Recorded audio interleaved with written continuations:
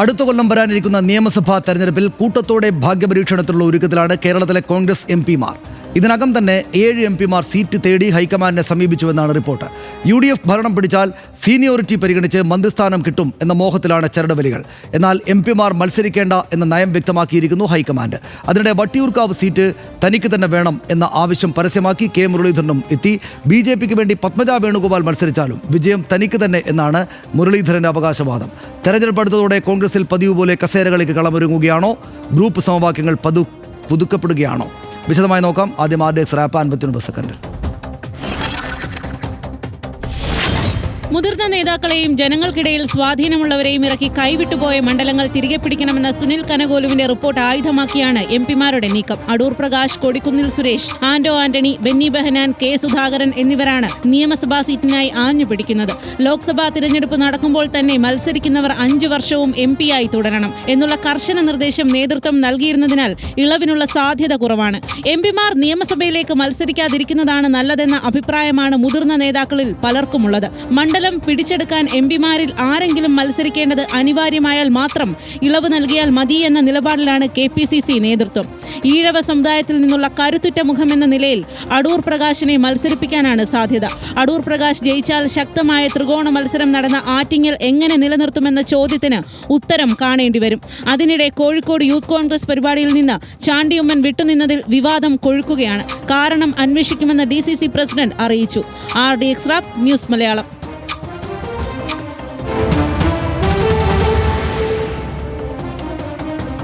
വിശദാംശങ്ങൾ ഡാറ്റാ ഷീറ്റിൽ കൂടെ പരിശോധിക്കാം. ഡൽഹിയിൽ താല്പര്യമില്ല പലർക്കും. നിയമസഭാ തെരഞ്ഞെടുപ്പിൽ മത്സരിക്കാൻ കോൺഗ്രസ് എംപിമാർക്ക് മോഹം എന്നതാണ് നമ്മൾ ചർച്ച ചെയ്യുന്നത്. ദേശീയ നേതൃത്വത്തെ മത്സര സന്നദ്ധത അറിയിച്ചു 7 എംപിമാർ. കരുനീക്കുകയാണ് അവർ. നിയമസഭയിലേക്ക് മത്സരിക്കാനുള്ള എംപിമാരുടെ നീക്കത്തിൽ AICC നേതൃത്വം അമ്പരന്നിരിക്കുകയാണ്. അധികാരമോഹമെന്ന് യുവ നേതാക്കൾ അംഗീകരിക്കാനാകില്ലെന്നും നേതാക്കൾ പറയുന്നു. അടൂർ പ്രകാശ് കോന്നിയും അടൂർ മണ്ഡലം നോട്ടമിട്ട് കൊടിക്കുന്ന സുരേഷും ഇപ്പോൾ തന്നെയും രംഗത്തുണ്ട് എന്നാണ് നമ്മൾ കാണുന്നത്. കെ സുധാകരന് വേണ്ടത് കണ്ണൂർ. ഉദുമയ്ക്കായി നീക്കം ആരംഭിച്ച് രാജ്മോഹൻ ഉണ്ണിത്താൻ എന്നിങ്ങനെ നമ്മൾ കാണുന്നു. വട്ടിയൂർക്കാവിൽ തന്നെ എന്ന് മുരളി ഉറപ്പിച്ചിട്ടുണ്ട്. നിയമസഭാ ഇലക്ഷനിൽ വട്ടിയൂർക്കാവിൽ നിന്ന് മത്സരിക്കണമെന്ന് കെ മുരളീധരൻ പരസ്യമായി തന്നെയും ഇന്ന് ആവശ്യപ്പെടുന്ന നിലയുണ്ടായി. നമ്മളത് കണ്ടു. BJPക്കായി പത്മജ മത്സരിച്ചാലും തൻ്റെ ജയസാധ്യതയ്ക്ക് കുറവുണ്ടാകില്ല എന്നാണ് കെ മുരളീധരൻ കരുതുകയും പറയുകയും ചെയ്തത്. വട്ടിയൂർക്കാവ് തിരിച്ചുപിടിക്കാൻ കഴിയും. കുടുംബം പോലെയാണ് ആ മണ്ഡലം തനിക്ക് എന്ന് അദ്ദേഹം പറയുന്നു. തന്നെ ഇനിയും പാർട്ടി പരീക്ഷണ വസ്തു ആക്കരുത് എന്നും കെ മുരളീധരൻ പറഞ്ഞ കാര്യങ്ങളിലുണ്ട്. രാജ്യം മുഴുവൻ, സംസ്ഥാനം മുഴുവൻ കൊണ്ടുവന്ന് പരീക്ഷണ വസ്തു ആക്കരുത്. 10 വർഷത്തെ ഇടവേളയ്ക്ക് ശേഷം UDFന് ഭരണം കിട്ടുമെന്ന പ്രതീക്ഷയാണ് ആളുകളെ നിയമസഭാ തെരഞ്ഞെടുപ്പിലേക്ക് പ്രേരിപ്പിക്കുന്നത്. ലോക്സഭാ തെരഞ്ഞെടുപ്പിലും നിലമ്പൂർ ഉപതെരഞ്ഞെടുപ്പിലെയും മിന്നുന്ന ജയം അതിനൊരു കാരണമായിട്ടുണ്ട്. ജയിക്കുകയും UDF അധികാരത്തെത്തുകയും ചെയ്താൽ മന്ത്രിയാകാമെന്ന മോഹം ഇതിൽ സീനിയേഴ്സിന് എല്ലാവർക്കും ഉണ്ട്. കേന്ദ്രത്തിൽ കാര്യമായ റോളില്ല, വെറും MP-ആയി ഇരിക്കേണ്ടതില്ല എന്ന തോന്നലാണ് ഇവരെ പലരെയും മന്ത്രിമാരാകാൻ പ്രേരിപ്പിക്കുന്നത്. നിയമസഭയിൽ മത്സരിച്ചാൽ ജാതി സമവാക്യങ്ങൾ അനുകൂലമാകുമെന്ന പ്രതീക്ഷ പലർക്കുമുണ്ട്. പരിചയസമ്പന്നരായതിനാൽ പഴയ കോട്ടകൾ തിരിച്ചുപിടിക്കാം എന്ന ആത്മവിശ്വാസം ഈ നേതാക്കൾക്ക് വല്ലാത്ത തോതിലുണ്ട്. ലോക്സഭയിലെ പ്രതിപക്ഷ അംഗസംഖ്യയെ ബാധിക്കും, പാർലമെന്റിൽ ദുർബലമാകും എന്നീ നെഗറ്റീവ് കാര്യങ്ങൾ പാർട്ടിക്ക് മുന്നിലുണ്ട്. നിയമസഭാ സീറ്റ് നേടിയില്ലെങ്കിൽ പാർട്ടിക്കുള്ളിൽ പൊട്ടിത്തെറിയും കലാപവും ഉണ്ടാകും എന്ന നിലയാണ് അവിടെ ഉള്ളത്. എംപിമാർ മത്സരിച്ച് ജയിച്ചാൽ ലോക്സഭാ ഉപതെരഞ്ഞെടുപ്പിൽ തിരിച്ചടിക്ക് സാധ്യതയുണ്ട് എന്നതും കോൺഗ്രസ് ഹൈക്കമാൻഡ് കാണുന്നു. മത്സരിച്ചാൽ ജനവികാരം എതിരായേക്കാം, ജനങ്ങളോട് വിശദീകരിക്കാനും പ്രയാസപ്പെടും എന്ന് അവർക്കറിയാം. എന്നാലും ചില ഇളവുകളുണ്ട്. ചില എംപിമാർക്ക് ഇളവ് നൽകിയേക്കുമെന്ന സൂചന ഇതിനകം തന്നെ ഹൈക്കമാൻഡിൽ നിന്ന് വന്നിട്ടുണ്ട്. അതിങ്ങനെയാണ്: അടൂർ പ്രകാശിന് ഇളവ് നൽകിയേക്കും. മത്സരിക്കാൻ സാധ്യത കോന്നിയിലാണ്. അദ്ദേഹം മത്സരിച്ചാൽ വിജയസാധ്യതയുണ്ടെന്ന തോന്നലാണ് അതിന് കാരണം. സംസ്ഥാനത്ത് 3 ജില്ലകളിൽ കോൺഗ്രസിന് MLA-മാരില്ല എന്നൊരു വസ്തുത നമ്മൾ മനസ്സിലാക്കണം. 2021 പത്തനംതിട്ട, ഇടുക്കി, കോഴിക്കോട് ജില്ലകളിൽ കോൺഗ്രസ് സംപൂജ്യരാണ്, ആളില്ല. അടൂർ പ്രകാശിൻ്റെ തട്ടകമായ പത്തനംതിട്ടയിൽ 2021 UDF നേരിട്ടത് പരിപൂർണ്ണ തോൽവിയായിരുന്നു എന്ന് നമ്മൾക്ക് ഓർമ്മയുണ്ട്. 2001 ശേഷം കോഴിക്കോട് ജില്ലയിൽ നിന്ന് കോൺഗ്രസിന് ഒരൊറ്റ MLA പോലുമില്ല. 2001 ശേഷം എന്നത് പ്രത്യേകം ഓർക്കണം. ആരാകും ക്യാപ്റ്റൻ? ഭൂരിപക്ഷം കിട്ടിയാൽ മുഖ്യമന്ത്രി സ്ഥാനം ലക്ഷ്യമിട്ട് മുതിർന്ന നേതാക്കൾ ഇപ്പോൾ തന്നെയും രംഗത്തുണ്ട്. നമുക്കത് അറിയാവുന്നതാണ്. മുഖ്യമന്ത്രി സ്ഥാനം മുന്നവിടുകയാണ്. VD സതീശനും രമേശ് ചെന്നിത്തലയും ഇതിനകം തന്നെ ചർച്ചയായ കാര്യങ്ങളാണ്. അവസരം കിട്ടിയാൽ മുഖ്യമന്ത്രിയാകാൻ AICC ജനറൽ സെക്രട്ടറി KC വേണുഗോപാലും ഉണ്ട് മുന്നിൽ. മുഖ്യമന്ത്രി സ്ഥാനാർത്ഥിയെ തീരുമാനിക്കാതെ പോരിനിറങ്ങാൻ AICCയുടെ ആലോചന ഉണ്ട്. അങ്ങനെയാണ് അവർ ആലോചിക്കുന്നത്. A ഗ്രൂപ്പ് ശിഥിലമാവുകയും പഴയ I ഗ്രൂപ്പ് ചിതറുകയും ചെയ്തതോടെ ഗ്രൂപ്പിൻ്റെ എണ്ണം കൂടിയിട്ടുണ്ട്, ഗ്രൂപ്പുകളുടെ എണ്ണം കൂടിയിട്ടുണ്ട്. VD സതീശൻ, KC വേണുഗോപാൽ എന്നിവരെ അനുകൂലിക്കുന്നവർക്ക് മേൽക്കൈയുണ്ട് സംസ്ഥാനത്തെ കോൺഗ്രസ് നേതൃത്വത്തിനകത്ത്. പഴയ AI ഗ്രൂപ്പുകളുടെ ഭാഗമായിരുന്നവർ പല ഗ്രൂപ്പുകളിലായിട്ട് ചേക്കേറിയിരിക്കുകയാണ് ഇപ്പോൾ. PC വിശ്വനാഥ്, ചാണ്ടിയുമ്മൻ എന്നിവരുടെ നേതൃത്വത്തിൽ എ ഗ്രൂപ്പ് പുനഃസംഘടിപ്പിച്ചു എന്ന വാർത്ത നമ്മൾ കഴിഞ്ഞ ദിവസം കൊടുത്തിരുന്നു. MP-മാരും MLA-മാരും തങ്ങളുടെ ശക്തി കേന്ദ്രങ്ങളിൽ പ്രത്യേക ഗ്രൂപ്പായിട്ട്, സ്വന്തം നിലക്ക് ഓരോ ഗ്രൂപ്പായിട്ടാണ് പ്രവർത്തിക്കുന്നത്. തെരഞ്ഞെടുപ്പ് അടുത്തതോടെ യുവ നേതാക്കളുടെ ഇടയിലും ചേരിപ്പോര് ഉണ്ടാകുന്നുണ്ട് എന്നതാണ് പ്രധാനപ്പെട്ട കാര്യം.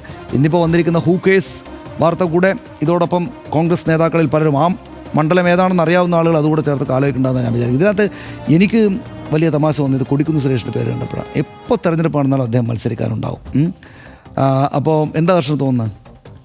അല്ല, കൊടിക്കുന്നിൽ സുരേഷിൻ്റെ പ്രശ്നം അത് വേറൊന്നുമല്ല. കൊടിക്കുന്നിൽ സുരേഷിന് അതായത് ഒരു മന്ത്രിയായി ഇരിക്കാൻ പറ്റുന്നില്ല എന്നുള്ള ഒരു പ്രശ്നമോ, അധികാരം എന്നുള്ളത് സംസ്ഥാനത്തെ അധികാരത്തിലേക്ക് വരാൻ പറ്റുന്നില്ല എന്നുള്ളതോ ഒക്കെ ആയിരിക്കാം. അദ്ദേഹത്തിന് തുടർച്ചയായ അവസരങ്ങൾ തീർച്ചയായും കോൺഗ്രസ് നൽകിയിട്ടുണ്ട് എന്നുള്ള കാര്യത്തിൽ സംശയമൊന്നുമില്ല. MP ആയി. നമ്മുടെ പൊതുവായ വിഷയത്തിലേക്ക് വന്നാൽ സനീഷ്, ഇതിപ്പോൾ അടൂർ പ്രകാശിനെ മത്സരിപ്പിക്കാൻ ആലോചിക്കുന്നത് കോന്നിയിലാണ്. അതായത് ഇപ്പോൾ ആറ്റിങ്ങൽ മണ്ഡലത്തിൽ നിന്ന് അടൂർ പ്രകാശിനെ പാർലമെൻറ്റ് മണ്ഡലത്തിൽ നിന്ന് ഒഴിവാക്കി കോന്നിയിലേക്ക് പോയാൽ ആറ്റിങ്ങലിൽ കോൺഗ്രസ് ഉപതെരഞ്ഞെടുപ്പിൽ ജയിക്കുമോ?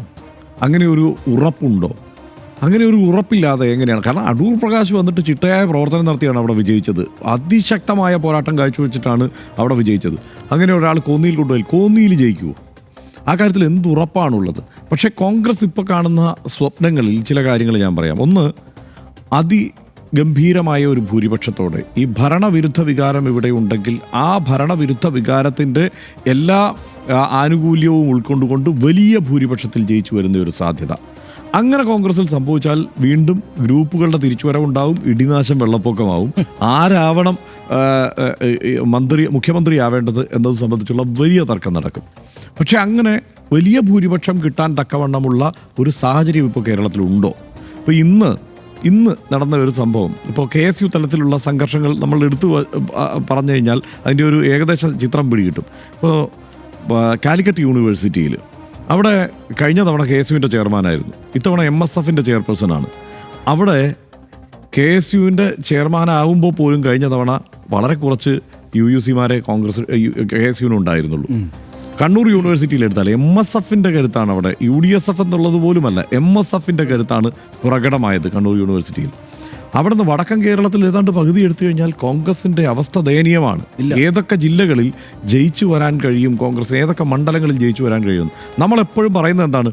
ഉപതെരഞ്ഞെടുപ്പിൽ ഗംഭീരമായി പെർഫോം ചെയ്തു, അതുകൊണ്ട് കോൺഗ്രസിൻ്റെ വലിയ തിരിച്ചുവരവ് നമ്മൾ കാണാൻ പോവുകയാണ് എന്നാണ്. ഏതൊക്കെ മണ്ഡലങ്ങളിലാണ് ഉപതെരഞ്ഞെടുപ്പിൽ ഗംഭീരമായി പെർഫോം ചെയ്തത്?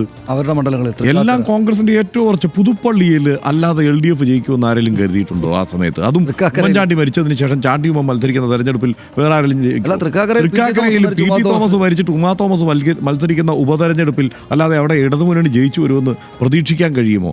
അതുപോലെ ഇപ്പോൾ നമ്മൾ പാലക്കാടാണെങ്കിൽ ഷാഫി പറമ്പിൽ ഒഴിവായിട്ട് ഷാഫി പറമ്പിലിന് പകരം അവിടെയാണ് ഒരു മത്സരം നടന്നു എന്ന പ്രതീതി നമുക്കുള്ളത്. പക്ഷേ അപ്പോഴും അത് UDFൻ്റെ സിറ്റിംഗ് സീറ്റാണ്. ഇപ്പുറത്ത് ആകെപ്പാടെ പിന്നെ ഉള്ളത് നിലമ്പൂരാണ്. നിലമ്പൂർ എങ്ങനെയാണ് ജയിച്ചതെന്ന് നോക്കണം. അത് നിലമ്പൂരിൽ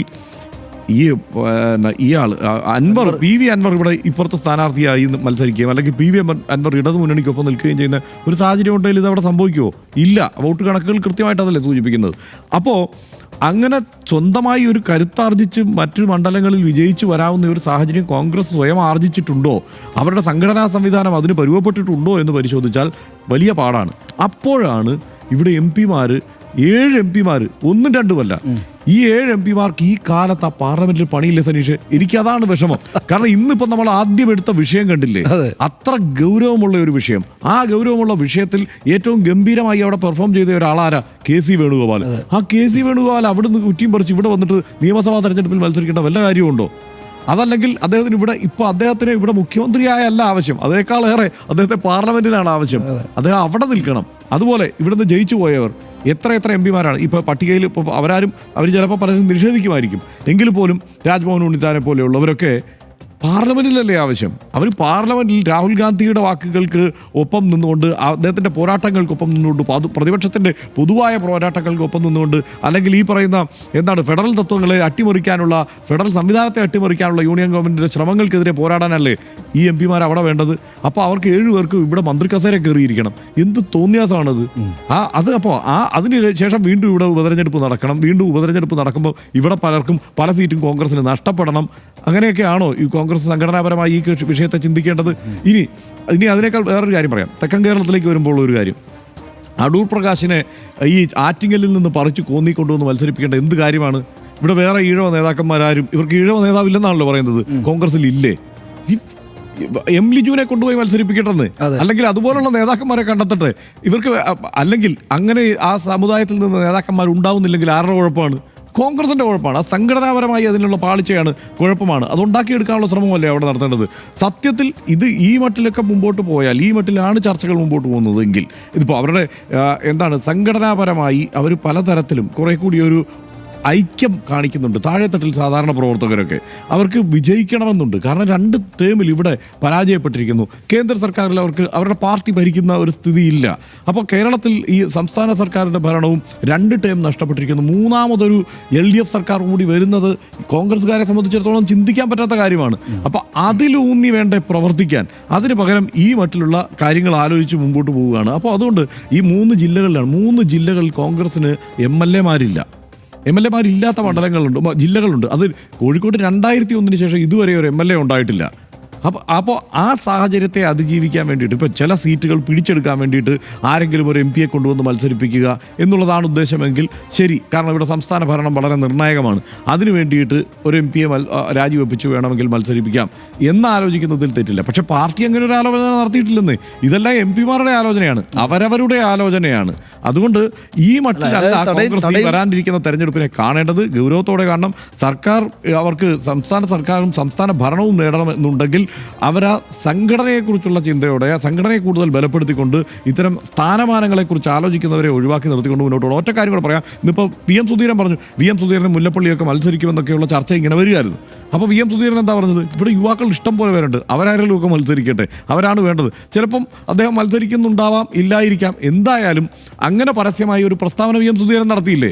അതാണ് ആർജവം. ആ നിലയ്ക്ക് തന്നെയാണ് മുമ്പോട്ട് പോകേണ്ടത്. നിശ്ചയമായിട്ടും അതിൽ കൂടുതൽ കാര്യങ്ങൾ പറയാനില്ല, നമുക്കിത് അവസാനിപ്പിക്കാം. കോൺഗ്രസും അധികാരവും തമ്മിലുള്ള അകലത്തിന് 10 വർഷമാകുന്നു. ഇത്ര കാലം ഭരണത്തിൻ്റെ പുറംപോക്കിൽ നിൽക്കുക എന്നത് കോൺഗ്രസിൻ്റെ ശീലമല്ല. ഇനിയൊരു 5 കൊല്ലം കൂടി അധികാരമില്ലാതെ പിടിച്ചു നിൽക്കുക എന്നത് കോൺഗ്രസ് പോലെ സംഘടനാ സംവിധാനം ദുർബലമായ ഒരു കക്ഷിക്ക് ചിന്തിക്കാനേ ആവതല്ല.